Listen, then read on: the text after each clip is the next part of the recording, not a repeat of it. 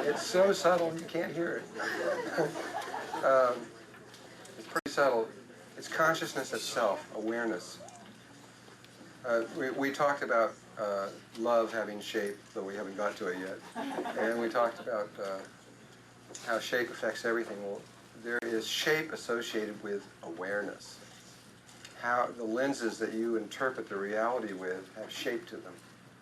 There's shape connected to it. It seems kind of like a strange subject. It seems kind of strange, like love would have a shape too, but so does awareness. And since that's what we're really talking about here, is going from one level to another, is changing awareness, changing consciousness levels, we need to kind of look at these things for a moment. According to Thoth, if you were to come up to a planet you've never seen before, and you wanted to know what level of consciousness they had reached on there, he said all you'd have to do is just get a few of them and hold them still and measure them. Don't move. And see the shape of the field that would fit around them relative to a sphere. And whether or not the perimeter of the, for humans, for example, the perimeter of the square that fits around you is bigger or littler than the circle that fits around you, and how much bigger or little will determine exactly, mathematically, how they're interpreting the reality. There's other ways. You could look at the grid around the planet and know instantly anyway, but you could also tell by their physical shape and form. And then there's this other thing he said, that there's a legend that says that there are 9 concentric crystal balls underneath the Sphinx. There's these, if you can imagine this one crystal ball inside of another crystal ball inside of another one, there's 9 of them. And that this is supposedly a physical object sitting somewhere underneath the Sphinx, and that it was the key to consciousness on Earth. And there are people searching for this real hard, have been for many years, trying to find this crystal ball and thinking that that's going to be the key, because once they get to the ball, then they got to figure out what it is, which might take longer. Thoth says that it's really there, but that it isn't necessary to have the ball. All you got to do is draw 9 concentric circles on a page, and that's good enough. And so here are these 9 concentric circles, starting from this little one, 1, 2, 3, 4, 5, 6, 7, 8, 9, out to the green one out there. And that, and Thoth says that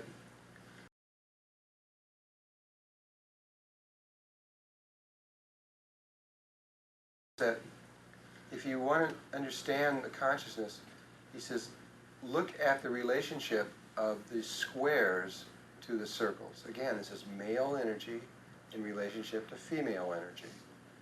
Look at the squares and relationships, and look how squares that are around the circles interact with the circles. And look to see if there are any places where the phi ratio takes place, where the golden mean ratio happens, that, you know, where the circle and the square are the same perimeter, or if it's very close. You're not going to get a perfection starting out, but where it hits really, really closely. Well, you look at the first one, the first square around the first circle, and it doesn't even touch another circle. It doesn't interact with another circle. Square around the second one still doesn't touch.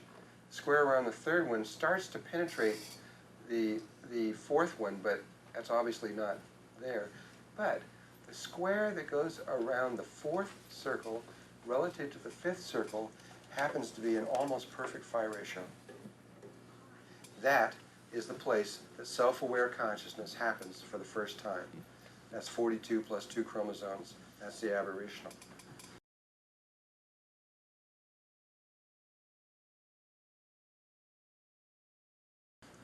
It doesn't go into phi ratio again until you get to 1, 2, 3, 4, 5, 6, 7, this purple one. Seventh circle relative to, not one above like the fourth and the fifth, but the seventh circle relative to the ninth one. So you see how it passes through the green one here? We're just visually looking at this right now. That is the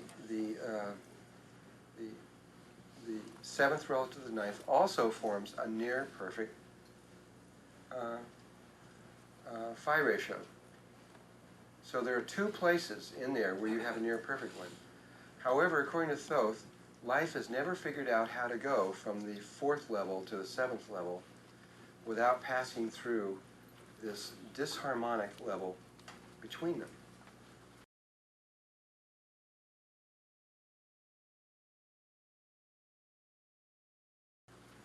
So there's another stage in there. I realize I'm not pinning anything down here yet. I will. So this 4th level here, relative to the 5th, there's 2 stages in between this 4th circle and the 5th circle and the 7th circle. I'm getting mixed up myself here. 1, 2, 3, 4. The 4th square and the 7th square, there are 2 other possible squares that are in between. As it turns out, and I never understood why for a long time, but it was the 5th circle relative to the 6th one that life has chosen. He didn't tell me for a long time. He said, you figure it out. Well, it took me like 2 years or something to figure it out. And I finally did figure out. And what it is that if you take this square and of the 7th and turn it into a diamond, it will so happen that this one will come up and touch perfectly. If you drew these perfectly, this is just touching that circle. You see how this square comes down? And if you do, it comes up and it will touch perfectly, and that particular consciousness shows or can determine where the boundaries of the next one are. And so, in terms of human terms, we have something within us that is the key to Christ consciousness. We are not Christ consciousness, but we contain something within us that can reach it. So it's just geometrically showing what it is. If you want to see what I'm talking about in terms of the ratios, this green one is the 1st level, the red one is the 2nd level, and the blue one is the 3rd level of consciousness. And you can actually measure which one is bigger than the other without any sticks or anything. That's usually should be able to. Using your radii as your measuring stick and counting that measuring stick as 1, gets more. You could count it as anything, but if you count it as 1.6, it becomes complicated. So you count it as 1. So your radii is your measuring stick. Then you could tell how many radii are across one edge of the square because it is the same as the diameter of this 4th circle. So there is 1, 2, 3, 4, 5, 6, 7, 8 radii across that 4th circle. Same number of radii across that edge. And so since there's 4 edges, there's going to be 4 times 8, or 32 radii perfectly around that green square. And the 5th circle out here, if you want to know how many radii are around that, you just count across, and you'll see that there are 10 radii across the 5th circle, and you just go 10 times pi. And 10 times pi is 31.40. So there's 31.40 radii around that circle. So they're very close. One is 31.4, and the other one is 32. They're very, very close in that. And then they go way out until you get to the 7th one. And the 7th one has 14 radii across it, and 4 times 14 is 56. There's 56 radii around the blue square. And if you come out to the final circle, there's 18 radii across it, and 18 times pi is 56.52. So the first one has the circle a little bit smaller. The second one has the circle a little bit bigger. And if you keep running these circles out for a long ways, you'll see this little bigger, little smaller, little bigger, little smaller, little bigger, and how over time we keep getting closer and closer to this perfection of this perfect square and perfect circle as consciousness progresses. The one that we are in is this red one, which is the stepping stone between the two, and we're not even close. But it'll show that if you measure them, I think we're about 3 radii off or something. Our consciousness we're not even close to being harmonic. But a necessary place to go. What is it about this? Why does this happen at the 4th circle relative to the 5th? There is an actual reason why consciousness becomes self-aware at that stage. There's a hidden pattern behind this.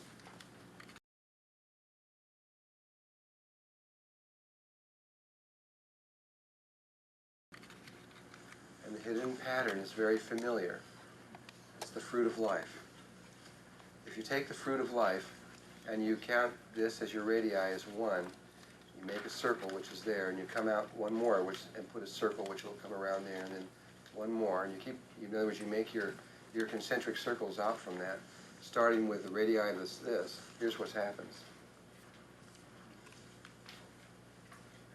This becomes the 1, 2, 3, the 4th circle. There's your square. And the 5th circle is the one that exactly contains. Look how the fruit of life fits into that pattern like a key. Perfectly. Absolutely flawlessly. And that is the reason that self-aware happens at that point. It's the reason behind it. It's the secret.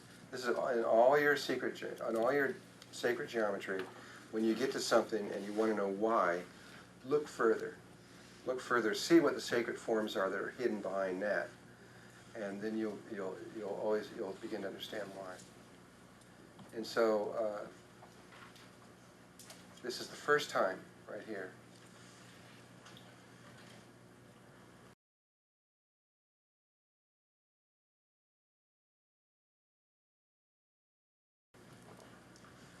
Okay, I get to talk about Lucy DeLubitz. She's a great woman. Though she's dead now, I'm really sorry. I really wanted to meet her, but she died a few years ago. She lived in Abydos, Egypt. But when I was studying all this, I started studying the Egyptian thoughts on it. I'm getting this from Thoth. He tells me things, and whenever he tells me things, I start checking him out always. He told me to. He says, don't believe me. Go find out for yourself. It's the same thing I tell you. And so I started checking. He said that there were these 5 levels, and that we were within 3. And so I started checking this in Egyptian beliefs and thoughts, and found out that they did believe that there were 5 levels, and that we were functioning through 3. And Lucy DeLubitz happened to be one of the people who was Swallow DeLubitz's daughter, one of the people who had really studied this in depth, this whole concept of these 3 different levels of consciousness that we were involved in. And she took everything she knew and put it into this one drawing. It was the summation of everything she knew about this. And so I had to redraw the drawing because it wasn't real clear. I redrew the drawing down here like this and got all the lines clear and straight. And the first thing that appears that you can see is you've got a Star of David with a Star of David in it and a circle in the center. Well, that's the minimum amount of information to give the fruit of life. So, I mean, immediately you see that. And here you see this ladder running up the middle, which goes from 0 to 19, and then it goes to 20 and 21 up here. And she talks about how there are 3 different sizes of skulls associated with 3 different levels. And this is talking about these 3 different skull sizes. She says the first one is at 18. And according to the Egyptian belief, we grew this entire top of our head when writing was introduced to deal with the complexity of writing. That this was added on later. And then later, when we go to the next level, we will grow a much bigger skull, like Akhenaten type skull, to deal with the complexity of 4th dimensional consciousness.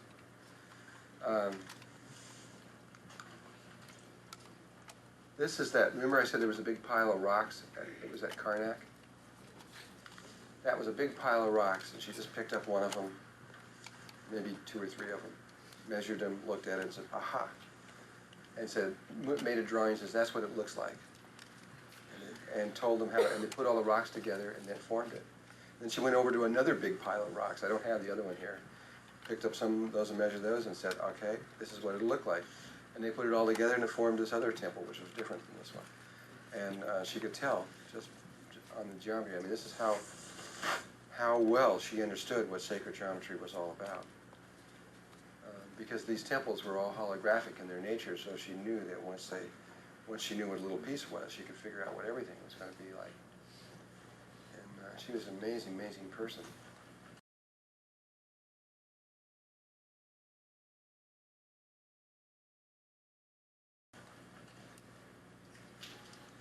And this is the Luxor temple, an aerial view, a drawing of it from the Luxor. And this temple is based on 19. Remember that ladder went up, and at 19 it showed our skull size? And this was the temple of man, which is us. And you see the skeleton behind here. You enter in down feet. This is a big, huge, enormous, incredible 3 or 4 block long temple. It's big. And inside of here are all the proportions of the human body and all these other kinds of things. Carefully worked out. It's very, very carefully. And it's broken up into these 19 divisions. Well, I've never been able to correlate the straight Egyptian 18, 19, and 21 divisions that they have given the 3 levels of consciousness with, and the one that Thoth has given me, which is this one of these other views. I can't, at this point, cannot find the bridge between the two. There's going to be some sacred geometry form hidden behind there that's there, but I can't find it, that would bridge those two things. So far, I can't do that. So I have to skip between one or other, whether I'm talking about Egyptian system or the one that Thoth has given me. And this is the one where I told that story, which I'm not going to tell this time, about going into the Temple of Dreams. Remember, for those of you that saw the thing. I know I haven't told any stories yet, because I'm just barely being able to get the information through here. I will tell a couple here, but it's I don't know. I'm gonna have to go to 6 days. Yeah. Why not? That's why he did it in 6 days. You need it.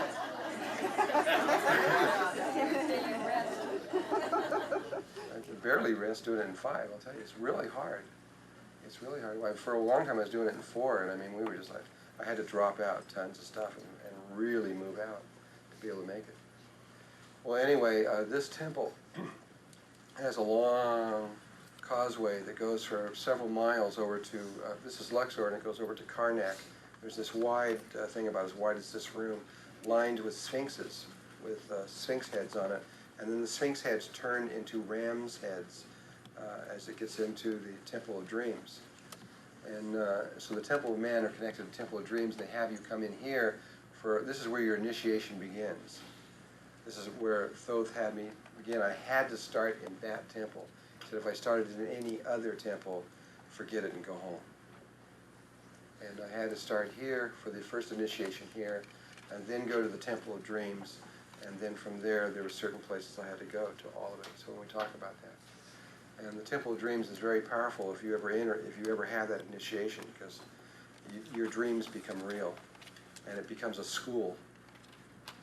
And for a long time I was taught through my dreams. I mean, there was no rest, right? I'd go in, I'd lay down, and here I'd be with all these people teaching me all this stuff, and it was kind of fun, but it was a lot of work. Kind of glad it's over with, actually. So coming back to this, here's this fruit of life pattern that's around here. This skull that's up here, that the Egyptians claim that we grew in response to this, to writing. There is physiological evidence to suggest strongly that what they are saying is true. And that is the fact that you can take the entire top half of your head and cut it off and throw it away, and it doesn't kill you. It's called a lobotomy. And this is the electromagnetic, this is the scheme of the basic scheme of the human brain into electronics. And it says right down here that removal of the upper cortical areas, which where conscious thinking takes place, has little effect on the circuit of information required for the equally complex computations needed for walking and maintaining equilibrium. I mean, obviously, if you cut off the top half of your head, you're not going to be the same. And you can't run computers and things like that. But you don't die. I mean, which is really remarkable, that it doesn't kill you, that you can take something so seemingly important and get rid of it. And, but according to them, that's because it was an addition to. It was not part of the essential mechanism. Now, coming back to this again, first of all, there was this fruit of life pattern and this stair-step pattern. Here was the fruit of life pattern that she has around there. And so I redrew that pattern as a separate drawing. I was going to begin to analyze what she was doing. So I drew one of the patterns on her. And then I took the ladder pattern and I drew it. And the ladder pattern, which around there, is another way of drawing concentric circles. So I drew this pattern. And then I thought that I would just be able to take these two patterns and superimpose them. That was just sort of the way I was going to, it was just my way of proceeding to try to figure out all the ways that she was looking at this. And when I tried to join the two together, they didn't fit. And I went back and I thought, oh, I must have made a mistake. And I looked at things together and put them back together, and they wouldn't fit. They just wouldn't go together.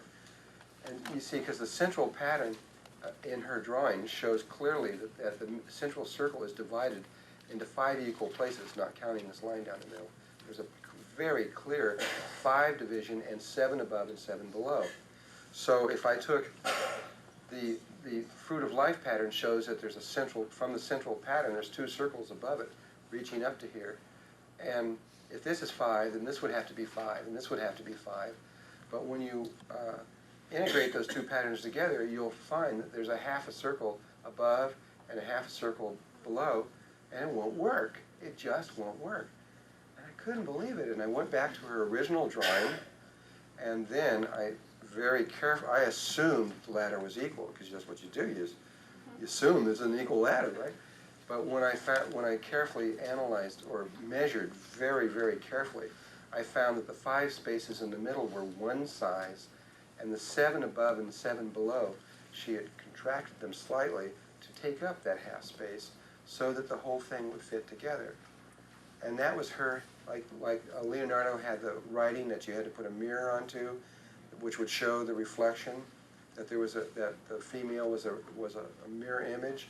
This was her way of saying that our consciousness isn't harmonic. It isn't harmonic. She knew that it wouldn't fit together, and she had to distort the image in order to make it fit. And you were supposed to find that in order to know that.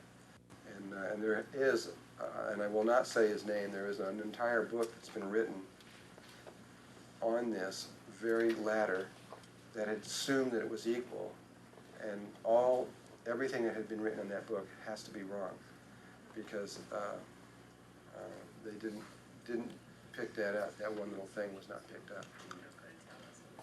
No, what for?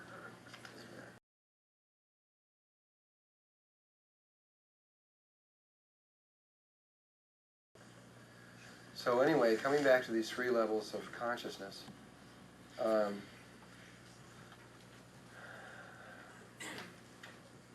what I would like to do now is to look at each one of these levels geometrically. Bring out the geometrical lens or image that each one of these consciousness levels interprets the reality through, and first identify them.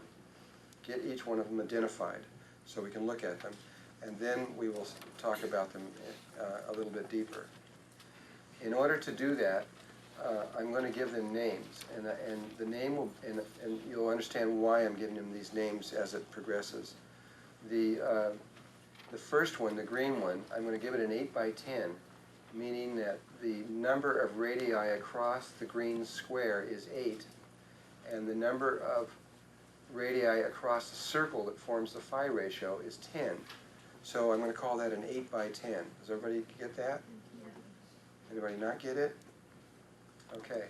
The next one will be a 10 by 12, because there's 10 radii across a square and 12 radii across a circle that sort of forms the phi ratio.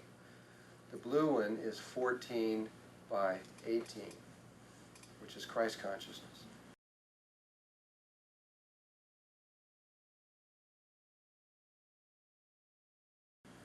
Now, the first one, the 8 by 10,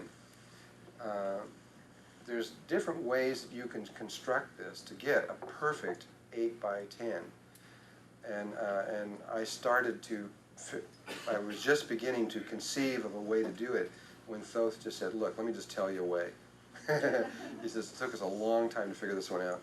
And he showed me this. This is not mine, but it's brilliant. It's absolutely brilliant. You take an X down a circle, and you run Vesica Pisces down this circle in this particular pattern. It makes an 8 by 10 perfectly, and you can measure it without a. All you do is where the Vesica Pisces, you run lines down the center where the Vesica Pisces is, and where they touch, which will make parallel lines. And then you make parallel lines running this way, like this, running down. When you do, you come up with this. It will be, you can see the grid behind it, and it'll be exactly an 8 by 10. Each one of these things comes down and forms exactly 8 across here, but you know that it's a 10 because you see this Vesica Pisces that extends out here? Half of it is in here and forms one of the squares, and the other half comes out and tells you where the circle is. So you know you've got a perfect 8 by 10, okay, without any measuring sticks or anything. And then you look inside of here. Remember, though I did not get into this in great detail, and there is a book called Sacred Geometry by Robert Lawler, which is a really good book in sacred geometry, and I've got the thing and where you can get this from. And in there he will talk about it, though there are a lot of other sources that will talk about it, that the philosophy of Egypt was reduced to the square root of 2, square root of 3, square root of 5, and the 3, 4, 5 triangle. And all of those sacred angles and the 3, 4, 5 triangle are here at one moment, which anytime you see all that stuff appear at one time, you know you've got something real powerful going on. For example, the diagonal that runs across here is the square root of 2. And what I mean by the square root of 2 is just this. Just so you understand real quickly. If you count this as 1, and count this as a, just say that's a, then we know that a squared equals 1 squared plus 1 squared, right? Or a squared that should be an equals 1 plus 1, which equals 2, or a equals the square root of 2. So this is a square root of 2, diagonal. And the square root of 5 is simply this shape. 2 squares together, which is the Fibonacci one, or the shape of the king's chamber. If this is 1 and this is 1 and this is 1, and you're looking for that diagonal, then this is a, then a equals 1, and this equals 2. 1 plus. So a squared equals, 1 squared is 1, and 2 squared is 4, which equals 5. So a equals the square root of 5. That's the other sacred angle. Square root of 2, square root of 5. And the square root of 3 is the golden mean across that one. A little more complex. So they're all here at once. Here's the line coming down there, which is the square root of 2. If you come from this point to this point, if you count 4 of these squares as 1, then there's your 1, and you got 8 going this way, so that's 1 and that's 2, so that's a square root of 5. And then in the middle, around one of the Vesica Pisces, you have a rectangle, which produces a square root of 3. It's a little bit more hard to explain. And then you have a 3, 4, 5 triangle inscribed in here. If you count 2 of these squares as your measuring stick of 1, then this will be 1, 2. See this triangle that's inscribed perfectly in here? Well, this edge will be 1, 2, 3, and this edge will be 1, 2, 3, 4, 3, 4, and by Pythagorean rule, that has to be 5. So you have a 3, 4, 5 triangle inscribed perfectly. All the sacred things are here at one place at one time. And all these kinds of synchronicities, if you notice, the circle will precisely hit these precise edges. All this perfect moving lines that go in there.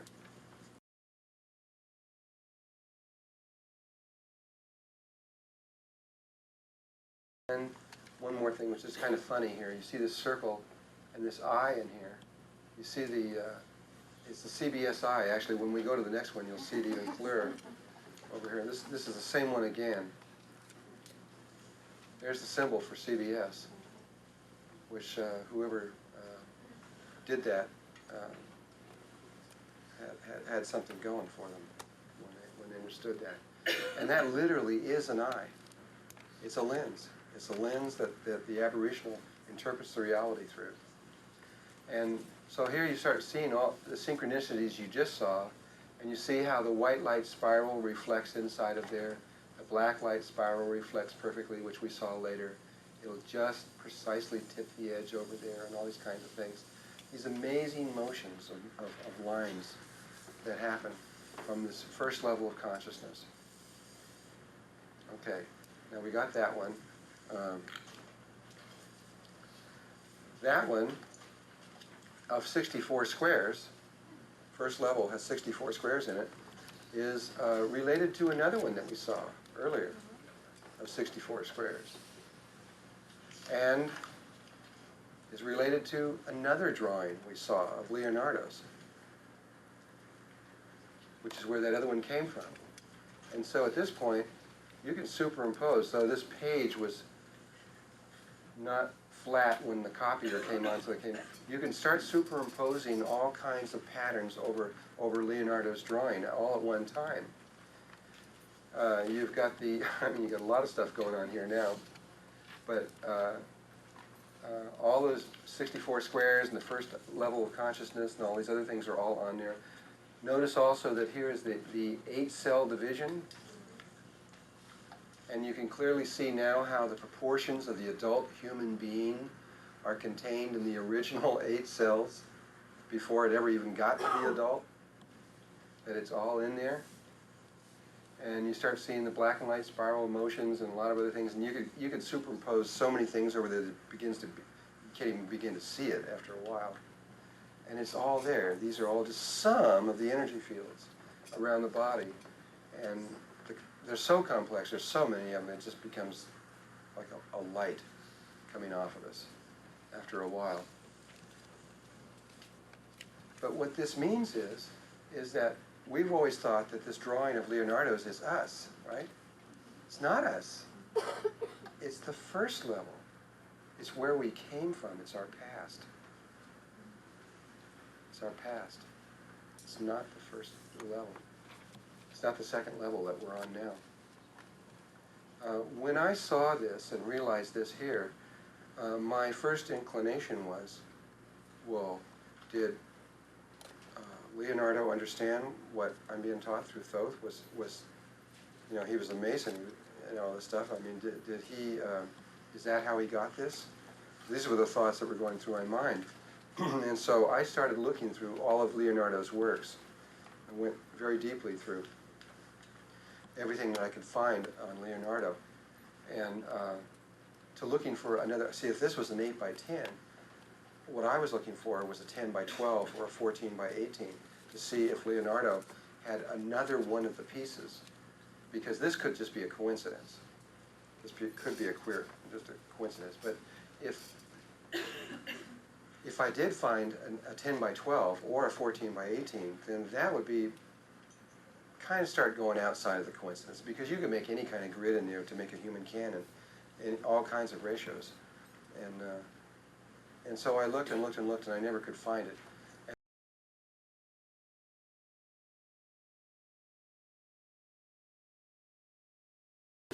And then one day, it struck me Well, this wasn't Leonardo's drawing in the first place. It came from his teacher, Vitruvius. And then I thought, well, once I realized that Vitruvius was his teacher, but his teacher lived 200 years earlier. His teacher was dead. And so I then went back and started studying Vitruvius's work.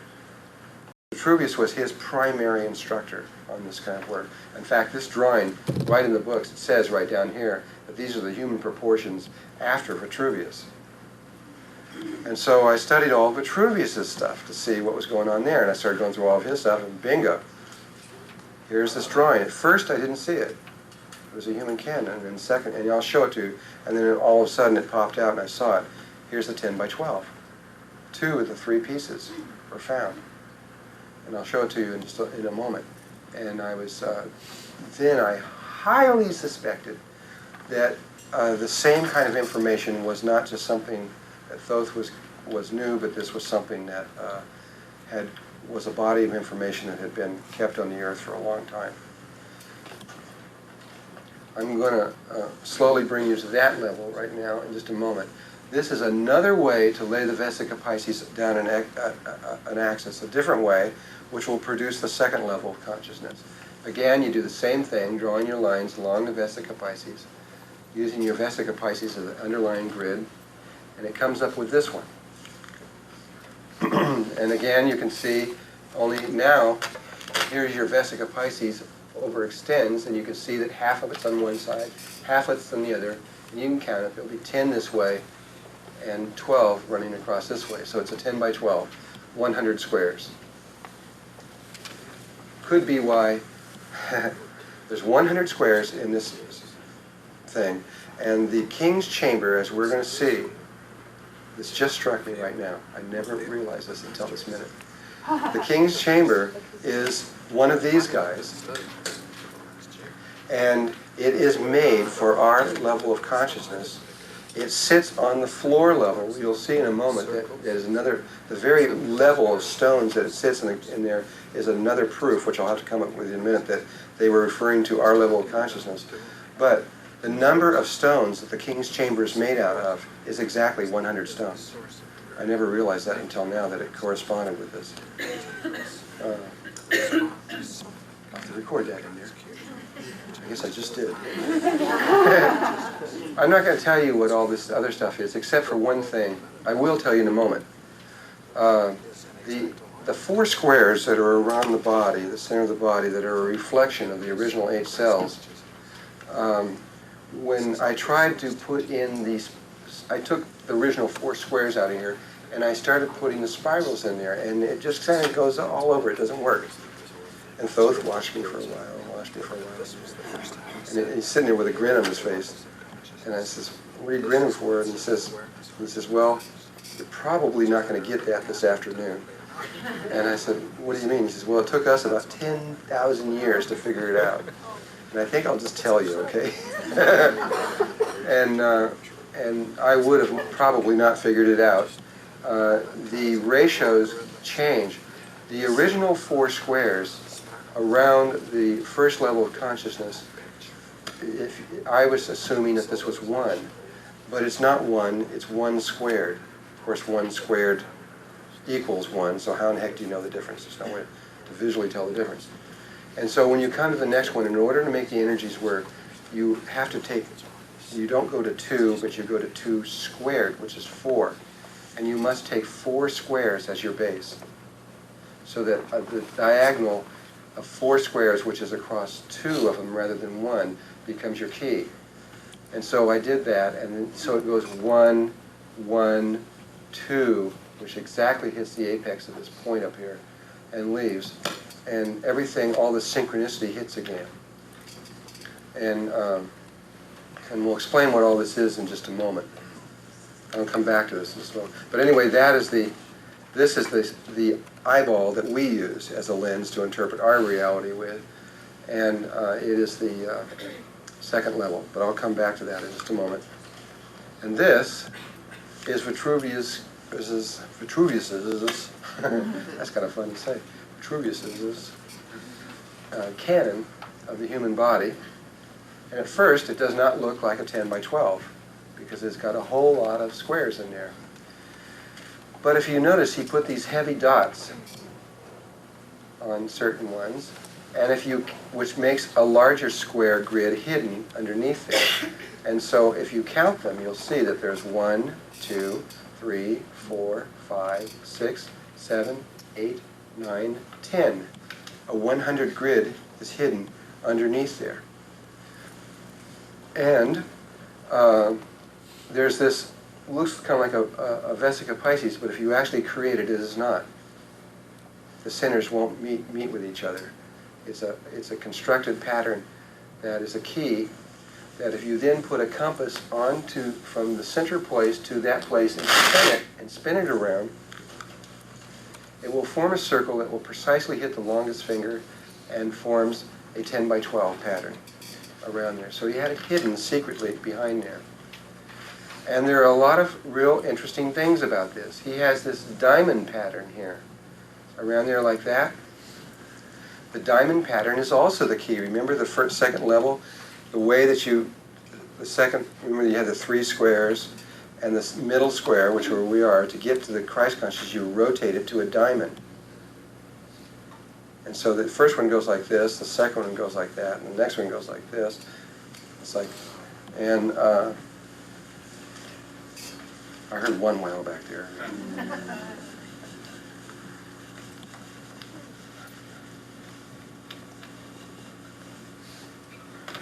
You'll see some more things here. First level consciousness goes like this. Second one goes like that. And the third one goes like this. And it's like the faces of the cube equilibrium that he felt was so important. And so they even have that hidden behind there, even though it doesn't really correspond with a whole lot in there. And the next thing I want you to just notice is that each one of these squares that contains, that is in there, contains 9 squares. Okay? So just remember that thing about the 9 squares and the diamond, because we're going to come back to both of those details a little later. When I was working, I got 2 of the pieces from 2 consecutive, from Vitruvius and Leonardo, a student and disciple in the same school. And Vitruvius, by the way, was the master mason in Europe. He was the one that made many of these incredible cathedrals in Europe. He was a super person in olden days. And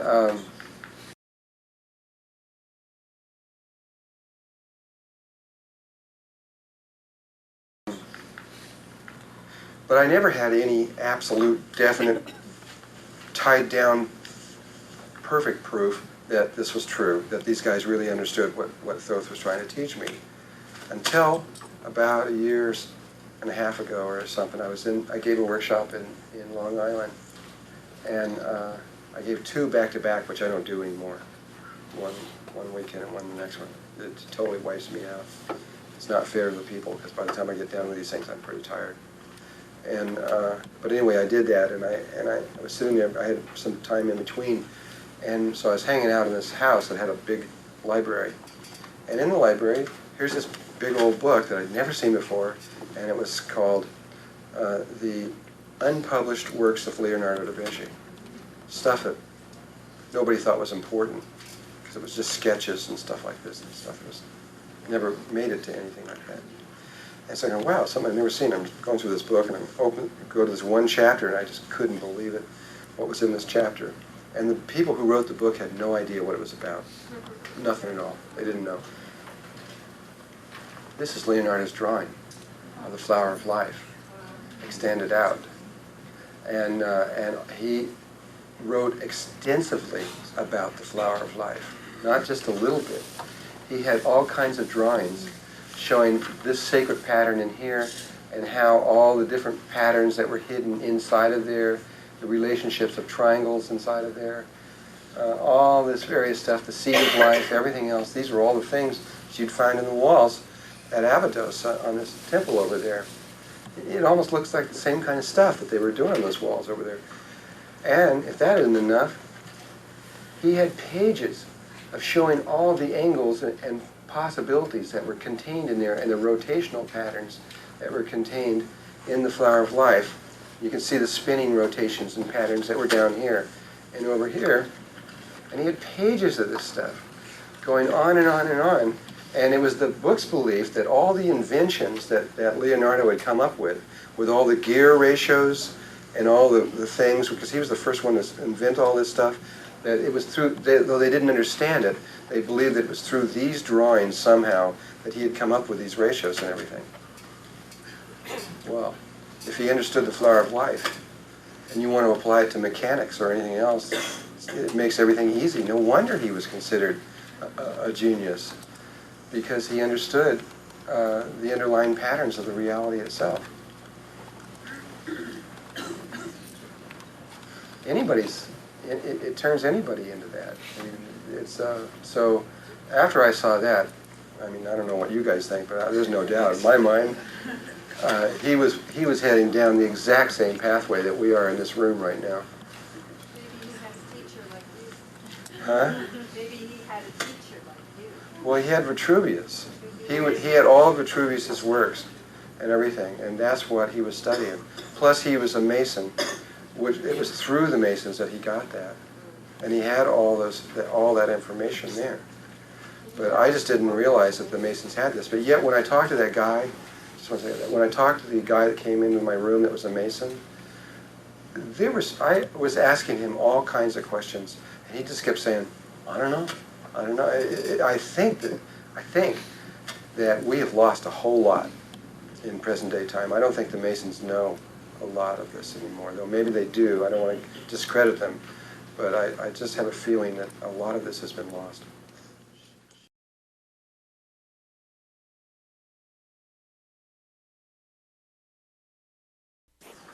I have been searching for the canon of Christ consciousness, which they must have. But as I was searching for it, I suddenly started getting discouraged, because I realized that if they did have a canon, these guys built these massive churches to Christ. This was the most holy, sacred work of their life. And if they did have the sacred geometry of Christ consciousness, they're not going to have it laying around somewhere.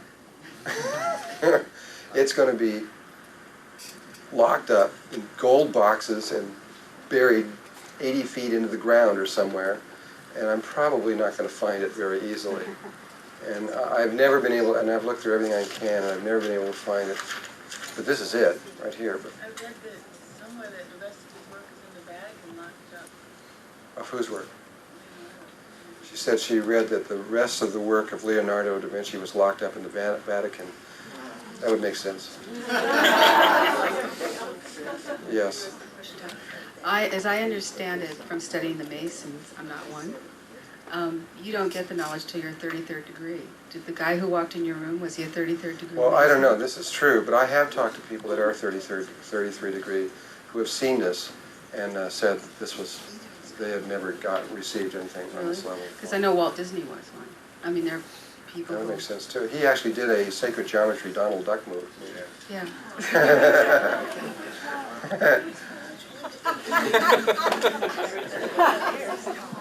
This is a cube. Quack, quack.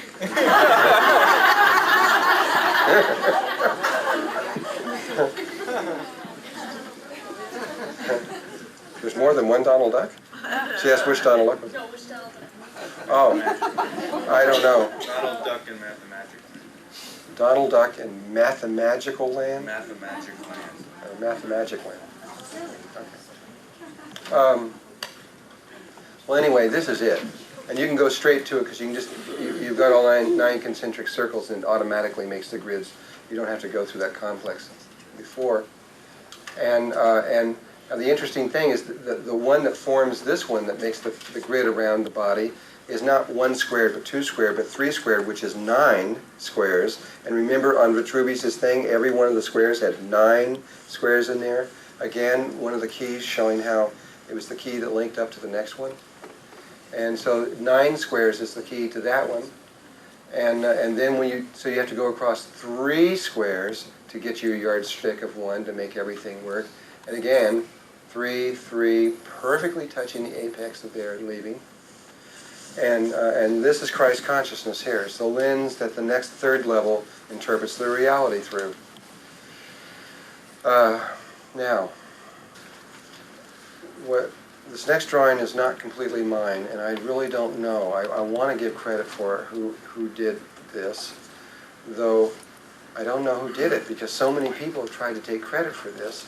Elizabeth Clare Prophet said it was hers, but it couldn't have been hers because James Blair had done it 10 years earlier, and he doesn't claim that it is his. And he says that he got it from a much earlier source. So I don't know where the source came from. I don't know if it goes back to Egypt or somewhere like that. But what you're about to see, if you've never seen this before, most of you have seen this on a video, but if you've never seen this before, this is a rather remarkable piece of work. We're going to take these 3 pieces and that you just saw and superimpose them over this drawing that you're about to see, this new one. But if you would carefully, and I want to make a thing about this, I have not drawn this to in this drawing, I did not draw it to precise proportions, though I know what the precise proportions are, and I have drawn the drawing, and I think I've got them back here. I just thought I put them in there. We'll see if I did in a moment.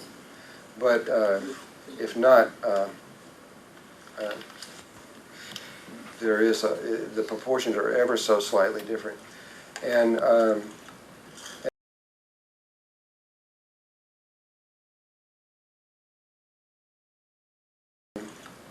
And what I would like you to do is to just strictly follow where I'm showing you on the screen so that we can make some sense out of this. And that is, first of all, you see the red grid of the 8-cell division. This guy, right?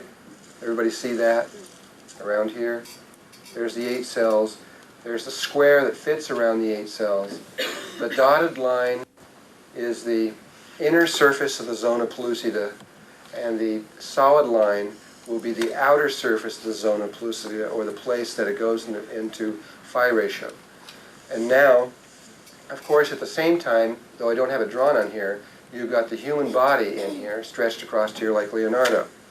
So you've got both the 8 cells division and the human body. Now, if you take a circle, this blue one that goes around here, it just fits in from the top of the head of the human body to the bottom of the feet of the human body, or around the square that will fit around the original 8 cells, either one. And then you make a circle that will fit perfectly at the phi ratio point up here, this one up here, that will just touch this circle and be originated from that place, which happens to be the 13th chakra above your head.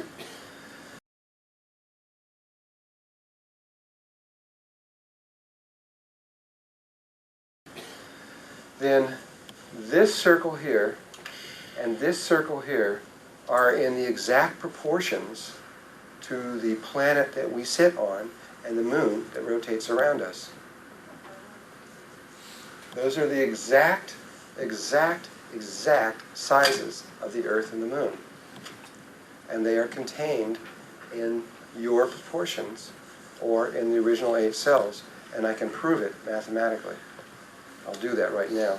Not only are they in proportion to each other, but they are in phi ratio to each other. Because the square and the circle that fits through them are in the phi ratio to each other.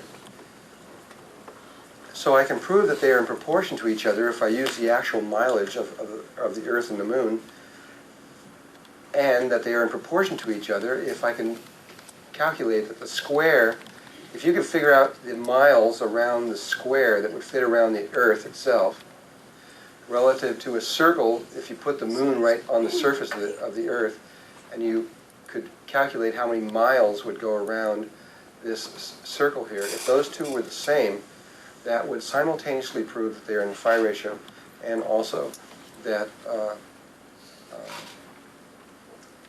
that these proportions are what I say they are. And so it's real easy to figure out the square around the Earth, because all you have to do is know how many miles there are in the diameter of the Earth. Though the Earth is not a perfectly round ball, there's a slight variation. You can take an average, and that average is this.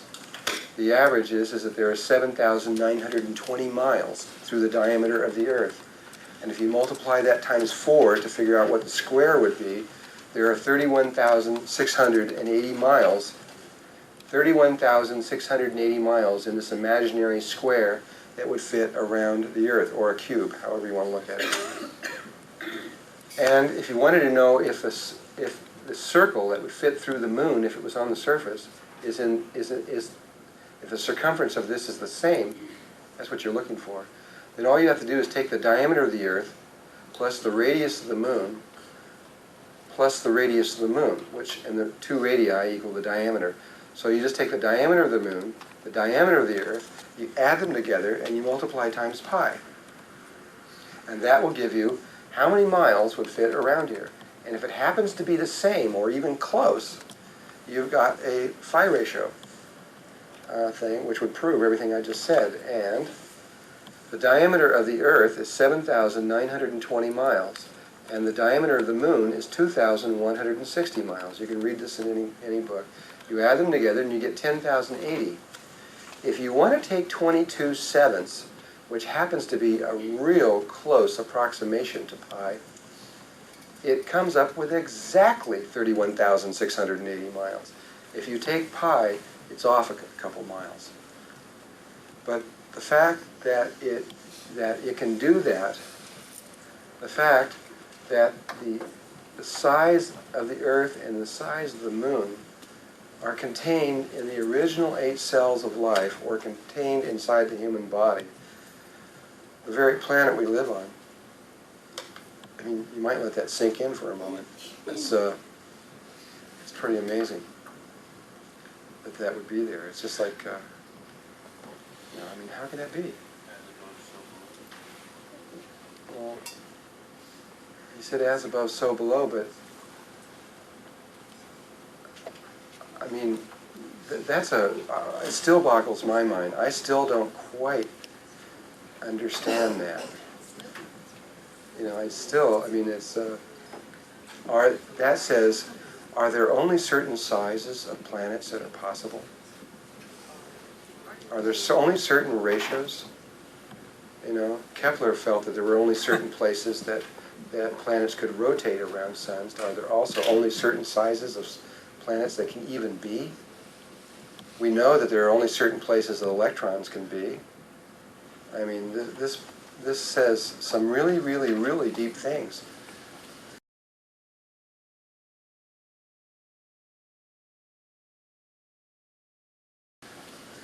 On top of that, if you were to take the diameter of the Earth and bring it up to the center of the moon and back down, and a line from the center of the moon to the center of the Earth, this view, which is the view of a pyramid from that angle, only this, but not this one.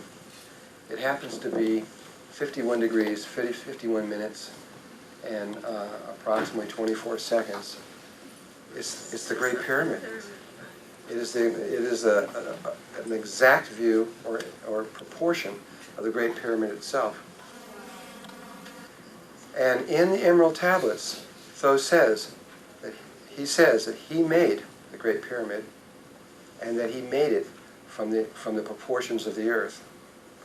And there's proof that the proportions of the Great Pyramid are located in the Earth.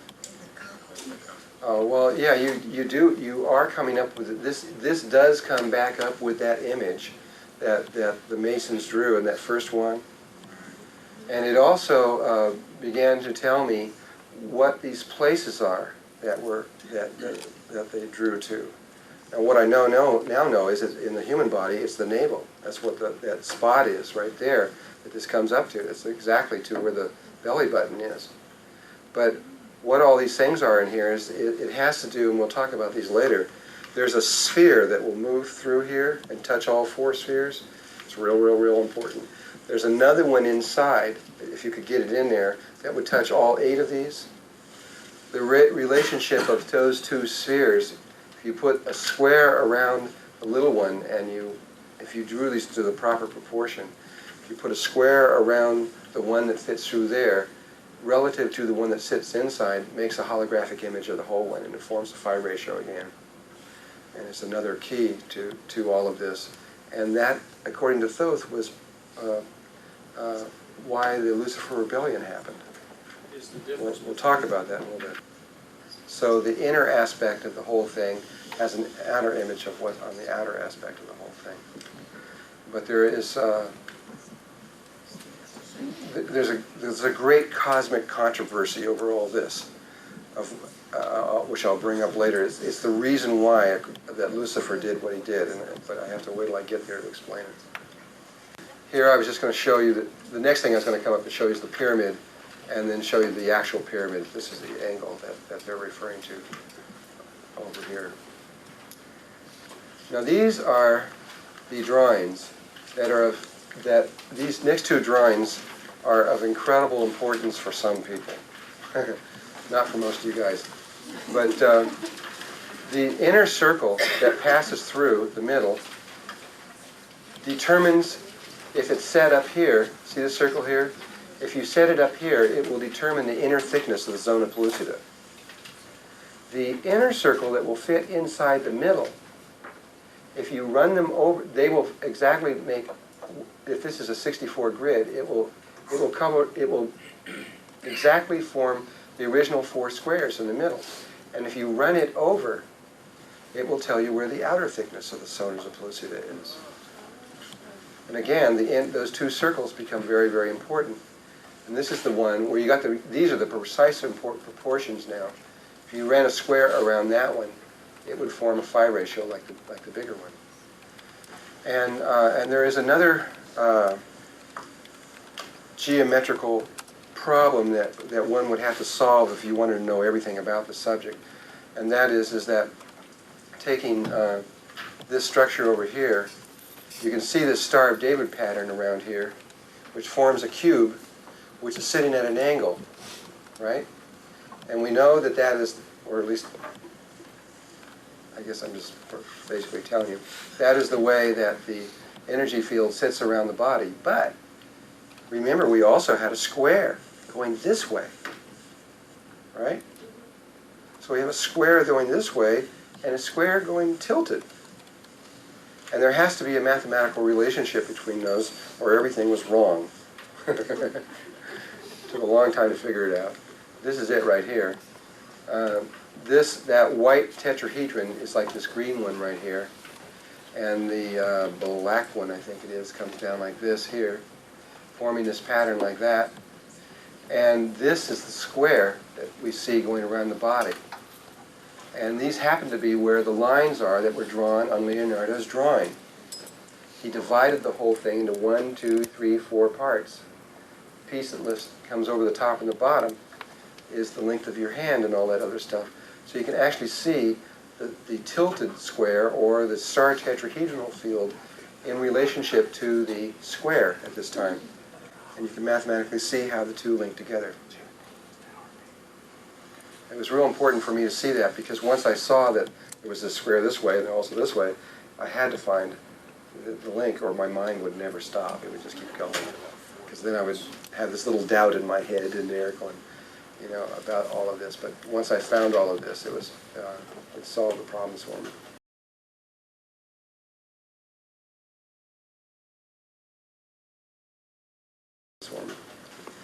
Another proof that the Egyptians well understood what we're saying right here, right now. Well, if you were to cut off the pyramid right on the floor of the king's chamber, like this, where you cut it off right there, and then take an aerial view of it, and they have done this, and they've calculated this carefully with computers, the area of that piece that's cut off, this would be the floor of the chamber, is exactly 1/2 the area of the base. 1/2 the area of the base is this image. In other words, if they were to rotate that around like that, it would exactly hit the image. And you can see what 1/2 is like this. So you can tell without even measuring. You know it's 1/2. That a diamond in a square is always 1/2 because you know that these are all equal, and this is a diagonal down there. So this part is equal to this part, right? So this is equal to this. This is equal to this. This is equal to this, and this is equal to this. It's 1/2. It's 1/2 the.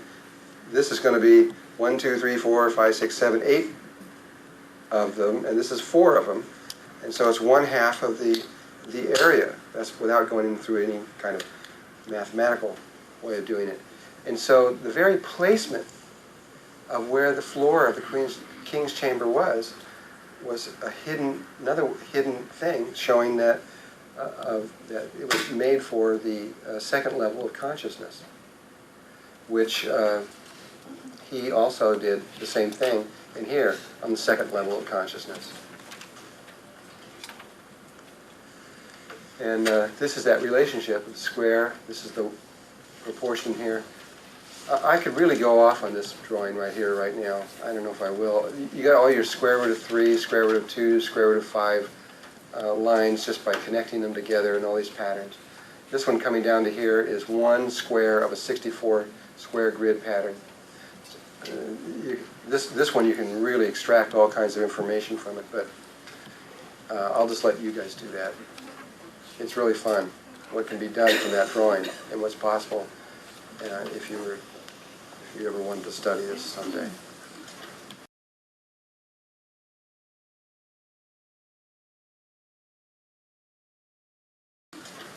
We got 4 minutes for questions. One thing I wanted to ask you, when you were speaking about the sacred geometry and shapes, and I forget where it was, I had the question, I had it written down here, but my question was... I'm kind of sorry. I want to apologize in a way that you guys can't hit your questions right when they're saying them, right when I'm doing them, but It's I've got to do it. to deal with the architecture. And what came to me, my question was, when we're dealing with the sacred geometry and we're building things in the third dimension based on sacred geometry, that they're forming these shapes of beauty, do they only resonate on the third dimension, or do these shapes actually, because of their No. proportions, do they exist on other levels also? Yeah, they do. They extend out There within is, this and octave? from another point of view, anything that, we'll talk about this later, anything that exists in third dimension first existed in fourth and higher. But it had to first come through fourth before it got to third. Even if it's not within ratio of using phi and things of that nature to Even if it's not, no matter what it is. Everything that was created synthetically, say you made this thing, was first created out of your imagination and brought down through the causal planes and slowly brought down through the various levels until you manifested it. And it had to pass through the fourth dimensional level of existence before, which would not look like this. Because it would Okay, look so like then my it would- question is, if it is within sacred geometry and is within proportion, does it stay the same, or does it also still continue to shift on each dimension, or does it stay the same shape? No, shape from one place to the next is utterly, completely, totally, utterly different. But it's Though there all- is a mathematical relationship to it, it is not the same. Well, then- Experientially, if you were to look at a cube here and to see a cube in the fourth dimension, you wouldn't recognize the two. Okay, so the sequences and things of that nature shift also as we move into another dimension? Yeah, it does. Okay, so all that you've been teaching us is the mathematical proportions that exist on the third dimension? Yes, but it all applies on all levels. Right. Everything But keeps... Fibonacci and things, those apply on Everything other apply. levels? They It don't just- shift? It just, things will change, but if there's a change, there'll be a mathematical reason why they changed. There's a logicalness to everything, all the way through. There's no just something that just happens. It all comes out of a sphere. Once you know the sphere, everything else will be generated and come back to it in one way or another. There's no surprises on those kind of levels at all. Well, eventually the mind, you got to get bigger and bigger heads and skulls and to comprehend all this stuff. But there's no changes. And this thing of objects having to first come into fourth dimension first and then third is real important, because when we start looking about the ancient civilizations and what goes on with the grid patterns that create these civilizations, and what happens when these grid patterns are I'll just say it right now. If you have a third dimensional object, even though it was created by maybe one person or a group of people, it is not, it's really just light. It's just a thought pattern. It's a standing waveform. And but it is maintained in the reality not by the person who created it, but by the grid that we all have in common. If the grid is broken down, all the thought patterns go back into energy. All synthetic objects dissolve away. And they return back into elements.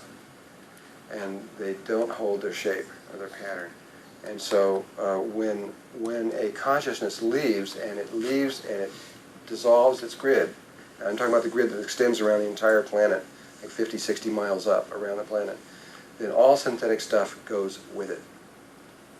It's for this reason that a very intelligent race, if they want to leave something on the planet that is going to last for a long time, that's going to go through these dimensional shifts that we go through, and it's going to stay there, then the only way that they can do it, well, it's not the only way, there is other ways, but it requires concentration and a lot of energy. The only way they can do it easily is to take matter that is of the planet, which will naturally move through the dimensional levels. So, which is not based upon a grid. It's based upon the energies of the planet itself. So if you wanted to build the Great Pyramid, you don't make it out of ABS plastic or stainless steel, because when we went through the first shift, it's gone. So you use very hard materials that are out of the earth itself. It isn't that they're primitive in doing that, they're just smart, that's all. They just know that if they want something to stay with that planet for a long time, you make it out of the natural materials of that planet. You could make it out of synthetic materials, but they would have to set up Merkaba fields or something around them, and then they would have to maintain them and in various ways, which is difficult to do. And so it's easier to just use something natural. No, everything is not natural. Yeah, but we made it. We changed the molecules around. We used thought to do it with. We used thought to... some things you can make like clay. Now this whole thing of synthetic materials, there is a spectrum of stability. I'll put it that way. Like glass, for example, is just melted sand, you might say, a silicon. Glass, but it's still created by thought. It won't happen in the shape of a window, naturally, without human beings being around. Lightning might come into the sand and melt it and turn it into glass. You might get tektites. There's all kinds of tektite materials that are around the world. But when you look back into archaeology, all you ever find is clay pots, wooden things, all the stuff. It looks like that's all they used. You can't ever find any of these things, though they have found objects that defy all this. Occasionally there have been a few things found that are ancient, that are made out of older materials. For example, Noah's Ark has high-level sophisticated metals in it. They don't know how they possibly did it, because the thing's 13,000 years old. And these, they've got none of this, long before there was even the different various metal ages and things. Noah's Ark's got metal. There it is, fact. Real good stuff in it. Yeah. One comment, weren't the early Masons basically the stone cutters? And they were simply interested in how to put a building up that wasn't going to fall over. And then as the hierarchical structures came into it, and they got off on other technologies and other. I guess, but this goes all the way back into Egypt, so I don't know. One little detail that we've discovered about the Mason stonecutters, which is a real interesting thing, which was another person who was going to teach this class at one point, but ended up not doing it. But he discovered that, have you ever looked at the Mason signatures that are in the cornerstone? There'll be this thing on the back, and it'll have these little signatures, which are all the people who were the stonecutters and people who built the whole thing. Have you ever looked at those signatures? Anybody seen those? They look it like this. They look like this. They are maybe things like this, or things like this. And we got about 30 or 40 of these things and found out that every single one of them can be mapped over the flower of life. They're like keys. They're signatures that are just simply lines that are on the flower of life. That, you know, they might be a complete circle. It might come like this, a complete circle, and come down with in another line like that or something. But they're all right off, every one of them, right off the flower of life. Another proof that they understood that. Yeah. Okay. Well, you got kind of more than one question there, but the grids are every life form, every species, even if there's only 2 on the Earth, can't exist without the grid being there first. The grid has to happen first, and then the species is there. And so you've got, like I said, you've got grids that stretch around the entire planet from an average of 60 feet in the Earth to about 60 miles above it, and they're all superimposed. So much, there's as many grids as there are species of things, which is a lot. And so it looks like it's just like a blue glow, like a whitish blue glow coming off the Earth, because they are electromagnetic. And as a species becomes extinct, that grid goes away. It leaves, which is what's happening. We're getting how many species? 30 million, and we're down to how many? 115 million? 150? Half of them are gone. They're leaving. But where they're going, they're not real. There's no such thing as extinction. The form is just transmuting up to the next level. We all have certain animal natures within us. Some of us have certain animal natures stronger than other ones. And though we don't think of ourselves that way, but the native peoples of the world are more in tune with this, and I've had a lot of experience in this way myself.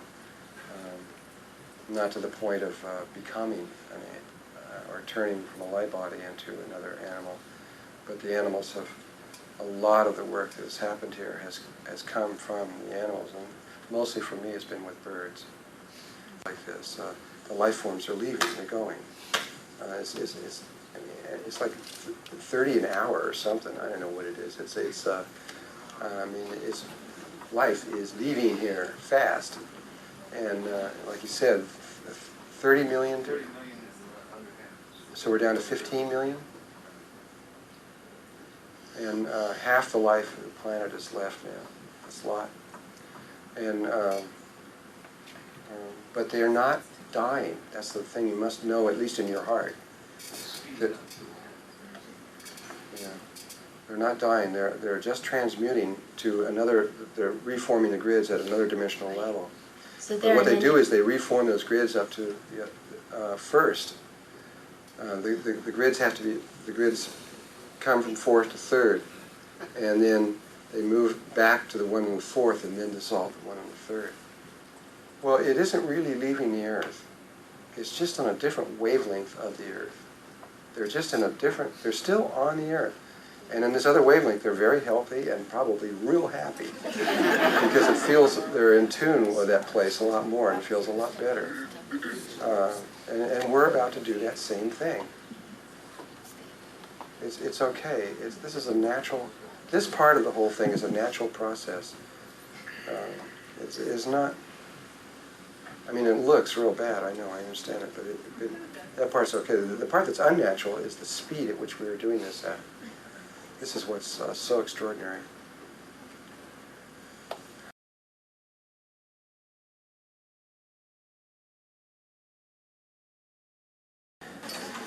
Okay, now we're going to look at these internal structure rooms inside of the Great Pyramid.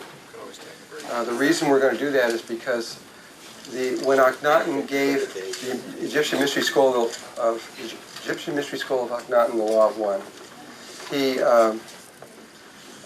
in those last 5.5 years, the way that he trained the people to go in to become to go into the immortal state, or the state of awareness of this, had to do with these 3 chambers in the Great Pyramid. This is the king's chamber up here, the queen's chamber, and what's sometimes called as the well. And those 3 places were the primary places that were used, though there may have been other places in there also. They're still discovering more places in there all the time. They've discovered 3 more rooms in the Great Pyramid just in the last year, or maybe, no, more than that, 2 or 3 years or so. And John Anthony West just discovered another big one underneath the Sphinx.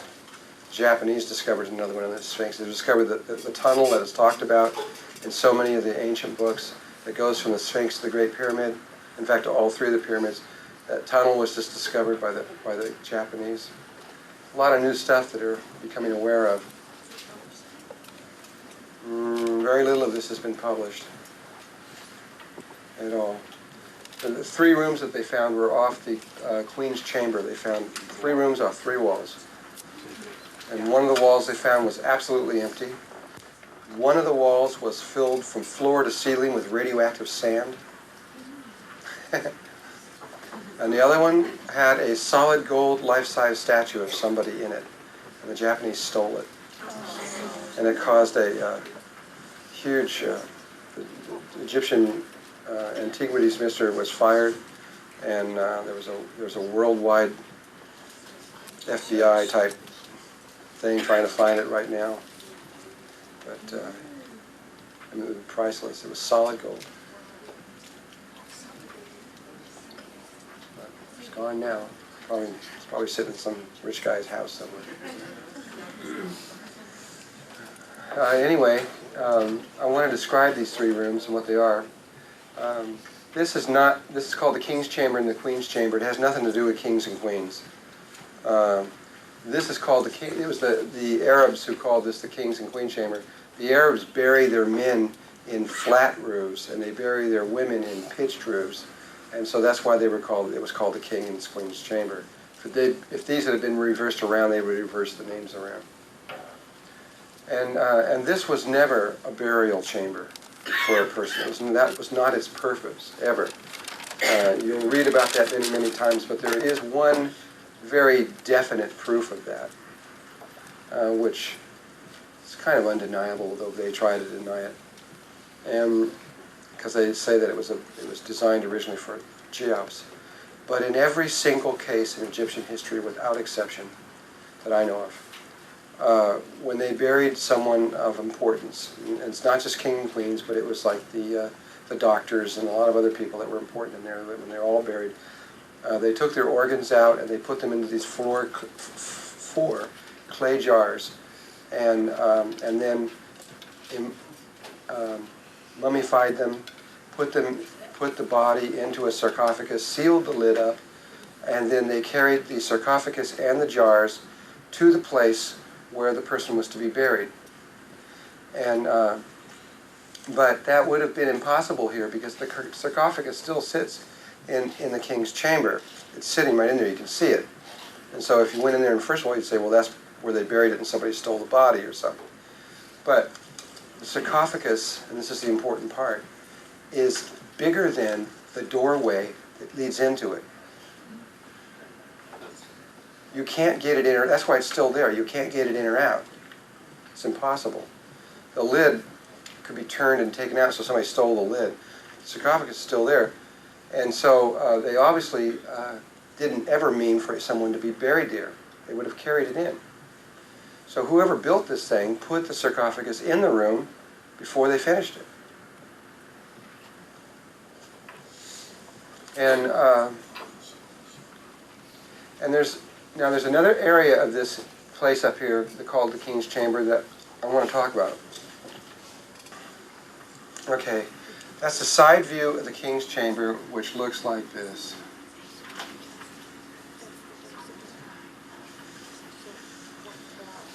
And again, the King's Chamber is 2 squares,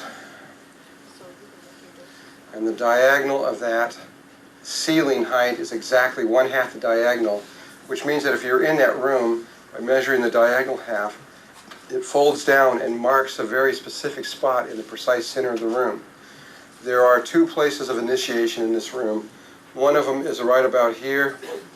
You come in over here, which is where the sarcophagus sits, and the other one is in the precise center of the room.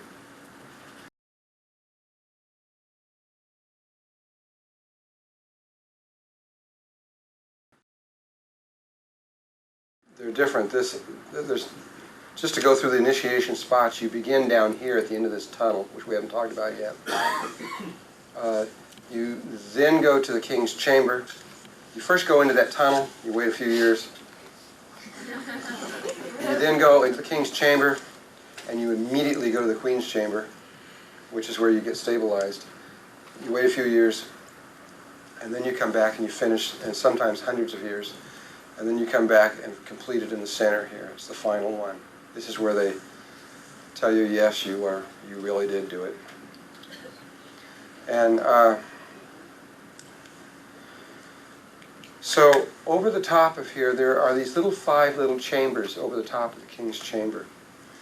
Now what present-day Egyptian archaeologists say is that those chambers are there to relieve the weight load or the pressure off of that flat roof so that it won't collapse. That's the official purpose of those chambers. But you could say, well, why don't they have any chambers over this one? Because it's a lot further down, and a lot more weight. And they could say, well, it's got a pitched roof on it, and they don't need it as much. Then you could say, well, what about this one way down here? It's got a flat roof on it, and there's no chambers on it. And it's got zillions and billions and trillions of more tons of weight on it. And they'll just go, well, I don't know. You know, and there is a very specific reason for these chambers up here, and I'm going to try to explain it. But you can get a real good idea when you look at how they're constructed. There are 9 super heavy stones, 1-piece stones in the ceiling. And again, like I said, there's 100 stones if you count every stone in the room. And those, over the top of those 9 stones, there is this series of stones that look kind of like this, where the bottom of these series of stones is polished like glass, and the top of the stones is bumpy and uneven. And then there is an airspace with another series of stones that comes sort of like this. I'm going to put all of these in here first, and then I'll talk about them. How many stones what? Oh, that was 6. Yeah. Okay. Each one of these things is polished like glass with air underneath it, and then on top of it is a totally irregular, bumpy surface covered with about 1/4 inch of black foam. Looks like it was sprayed out of a spray can.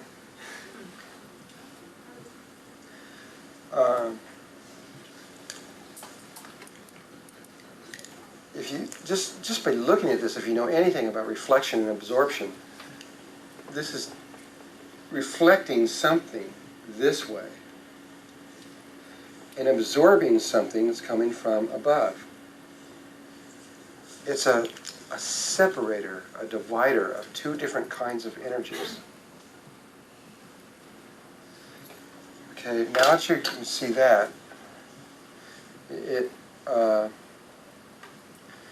what we're going to do now is superimpose those 3 sets of, what Thoth says is if you take those 3 levels of consciousness, the diagrams, superimpose them over the diagram of the earth with a Great Pyramid on it, you can then begin to understand what all these rooms are and why they're placed in those particular positions and everything else of that nature. Now, this one is the first level of consciousness.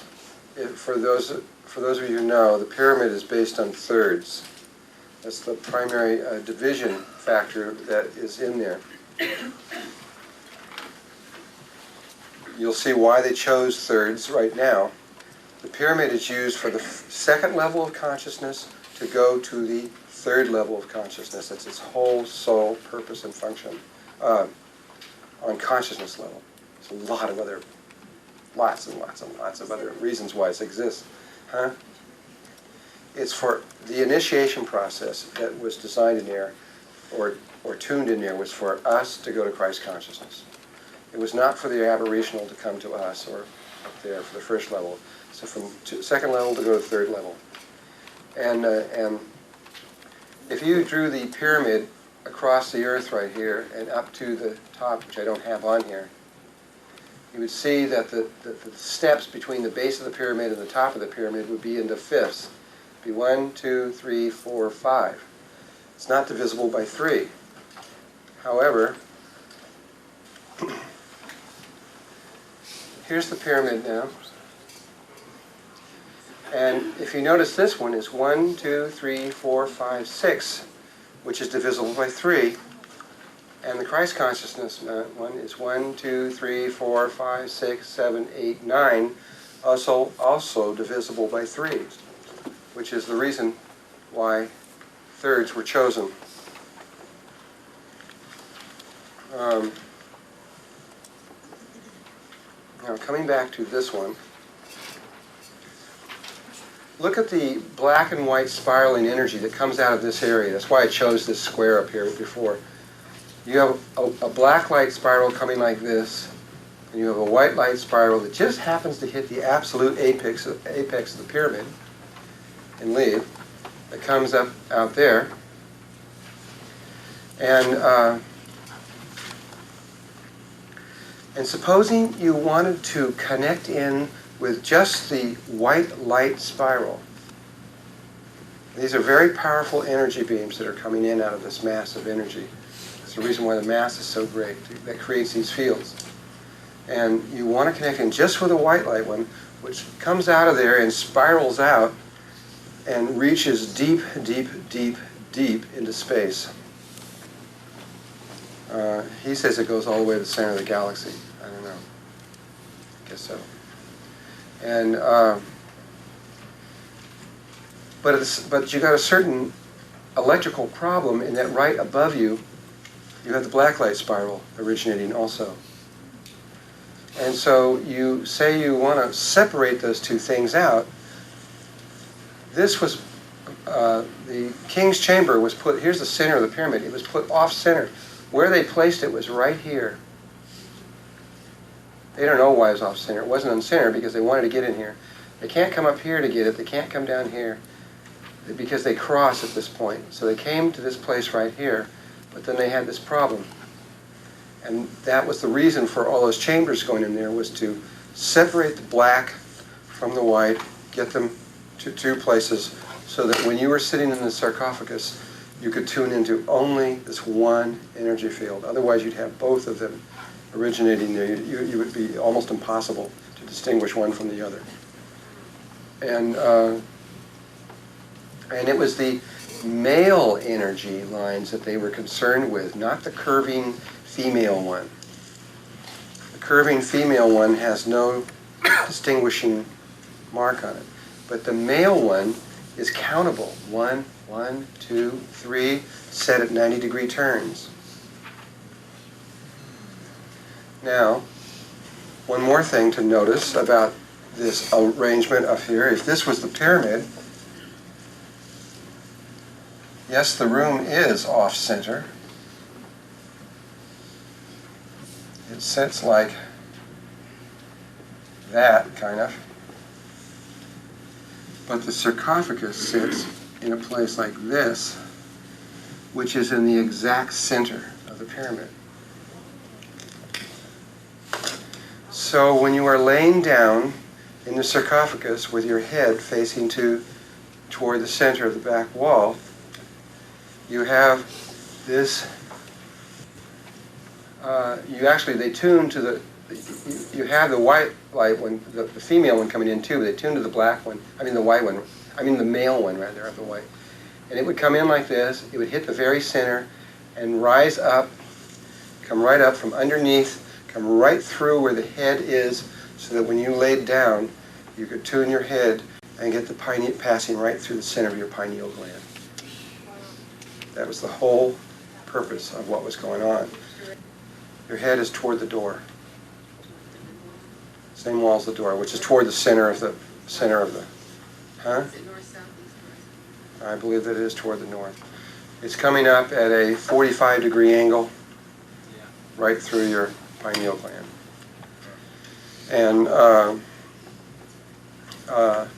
And there is a little bit of proof in this that that's how they used it, because recently they have discovered that when a person goes into theta, that there is a chemical that is excreted from the pituitary gland right in here, which comes out as a sweat, and then it crystallizes into this white powder, crystalline white powder, if you stay in there for very long.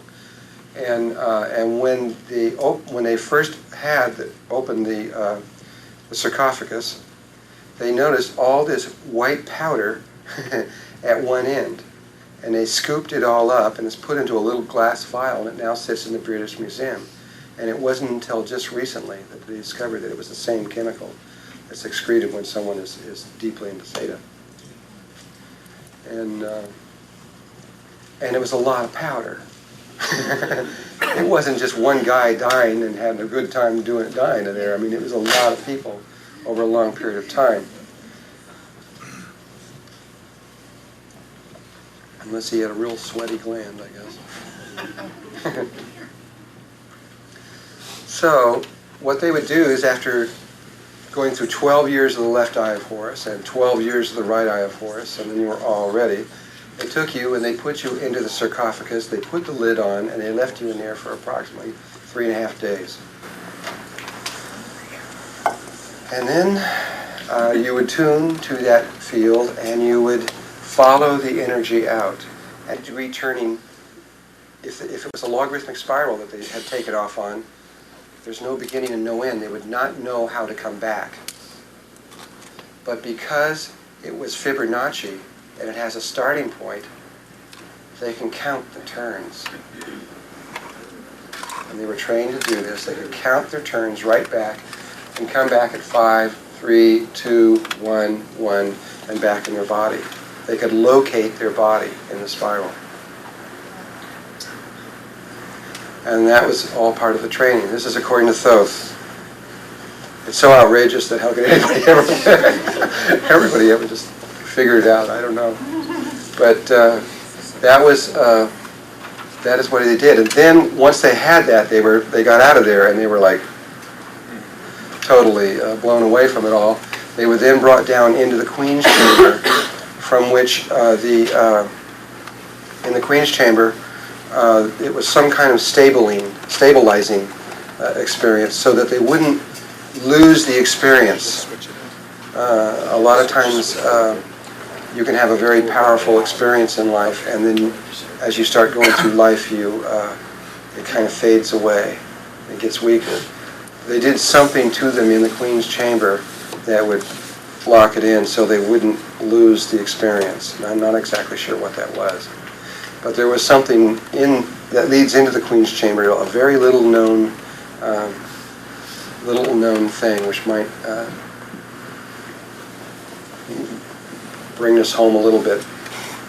Do you remember the shroud of Turin of Jesus and the face that was on there? Recently, they have discovered, well, that shroud, they believe, they don't know how the image was created, but through intense analysis of it, it appears to be made by some intense blast of heat. That's all they can say, but they don't know exactly how it happened. And she has a picture of it here.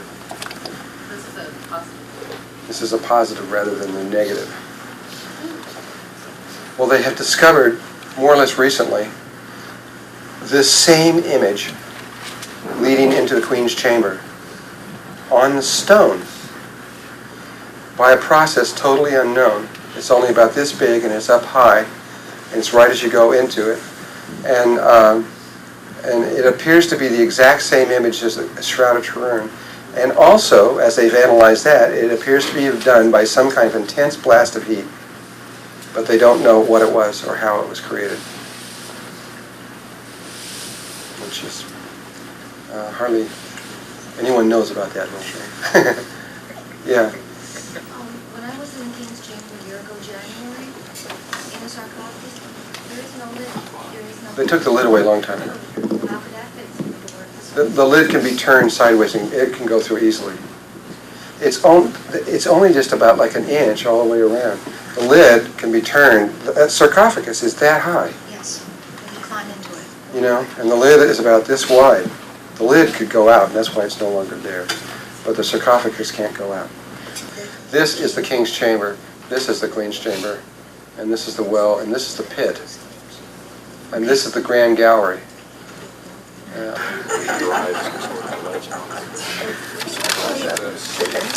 Now the other, that was the middle initiation. There's 3 initiations altogether. The first initiation begins down here. Now there's a room down here with a tunnel that just goes down and ends in nowhere. They don't have any idea why it's there. They don't know. They got a pretty good idea now because we told them. And they've sealed it off with big bars to make sure nobody gets in there anymore.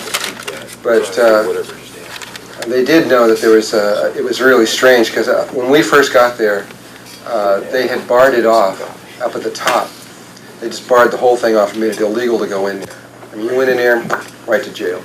I mean, they even had a guy with a machine gun sitting there for a long time, make sure that no one messed around with it. And the reason was because so many people that have went down there have died, lots of them, or have been maimed, or have been poisoned, or have sent into hospitals.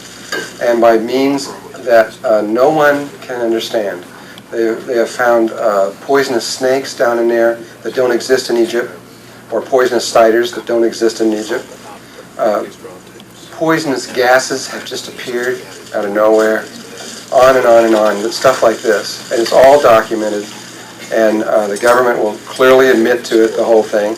They just don't know what is going on down here, and so they just sealed the whole thing off and won't let you in there. We have clearly shown to them that that's not the problem. The problem is at the end of this tunnel. And so since then, they have opened the doors up, and you can now go down in here, but the tunnel is blocked off and sealed, so you can't get inside of it. It's big, heavy bars. Did you have a quick question? Yeah, what is the pit? Who knows? Nobody knows what the pit is. The pit is the mystery of the pyramid for me. The pit is a room. It's a big pit.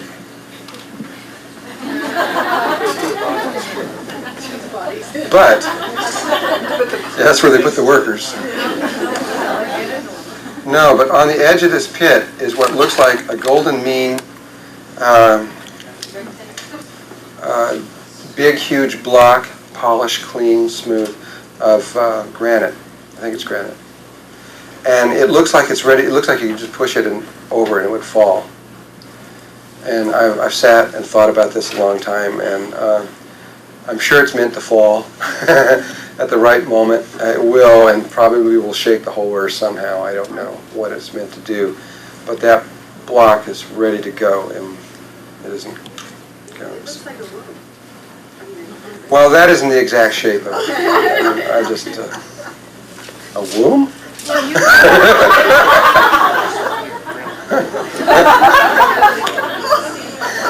Don't let that lady see any ink blots, man.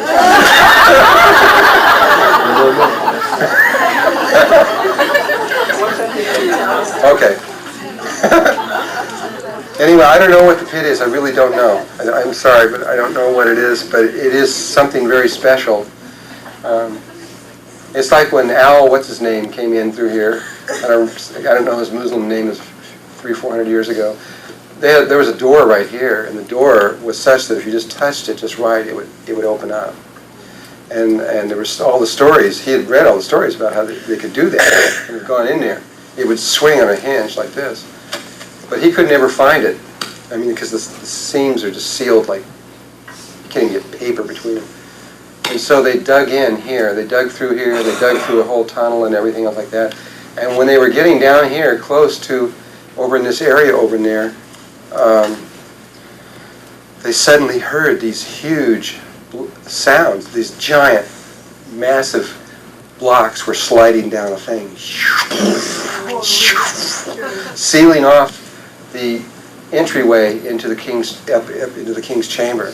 The pyramid knew they were coming in, but it was also the downfall of the pyramid because they heard the sound and they started digging toward the sound and found this tunnel, and then found their way back out.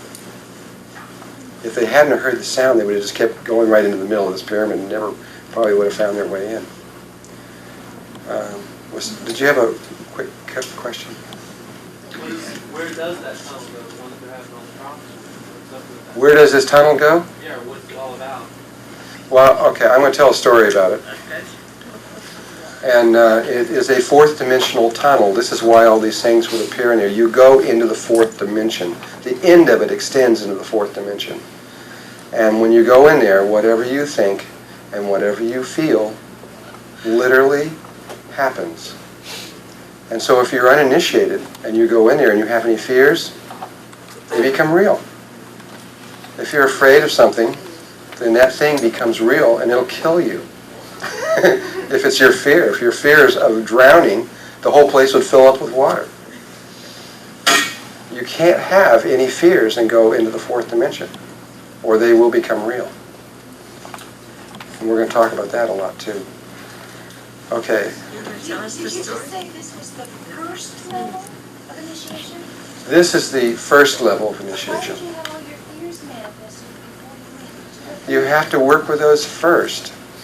The first 12 years of training, which we're going to show you in a little bit, was the left eye of Horus, and that's where you dealt with all your fears. Once you got through all your fears, I mean, you got to be with a place where you could be so fearless that if they said anything, you'd be able to do it without even a heartbeat, and could not be afraid of dying at all in any way, shape, or form, or any of the other fears that are associated with humankind. You could be fearless. It's the only way you can get through. And all the world's religions dealt with this. Like some of them were incredible, the things they would do to get you to get into a fearless state. And then the 12 years after that was the training on the mental planes and the stuff, that kind of things that we're going through to get the understanding. And then once you had the emotional and mental balance in all of this stuff, then they would have you begin in this little chamber down here. Let me show you why the wall, this tunnel, just goes out in the middle of nowhere.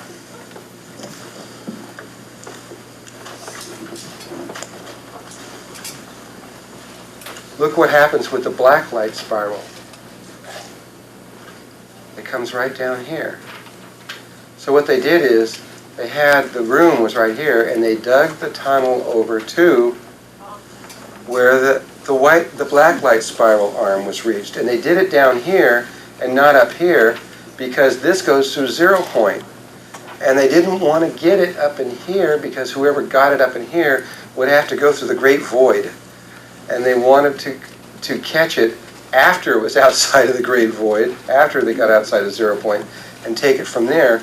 And that one wraps around and goes and connects in with the center of the earth. And so it begins with the experience that takes you into the darkness rather than into the light, or the halls of Amente. That's what it's called. It's literally an infinite space. And so, same way, there's this long tunnel.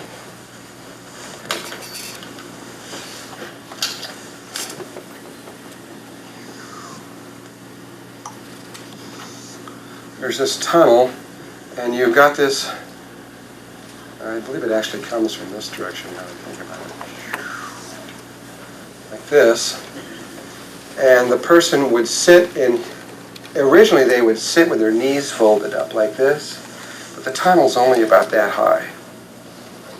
And we can't do that. So what I had to do was to lay down with my body like this, and then you line that beam up to your head, and you can feel it. It feels like somebody's got a. It's real strong. I mean, you can't miss it. There's no way you could possibly miss this one. And you've got 2.5 million blocks of mass forming this thing, and then we all had to lay down. There was 5 of us, like this. But the hieroglyphics, when you see the hieroglyphics around this, you'll see them like this, sitting like this. And this will be Osiris. And there'll be like 40 or 50 of these guys inside this tunnel. This tunnel like 75 feet or 100 feet long. And so Osiris will be sitting here, facing that way, and then all these other people will be facing this way. And he's taking them into the halls of Amenti. And but our bodies are too big now, and we can't fit in this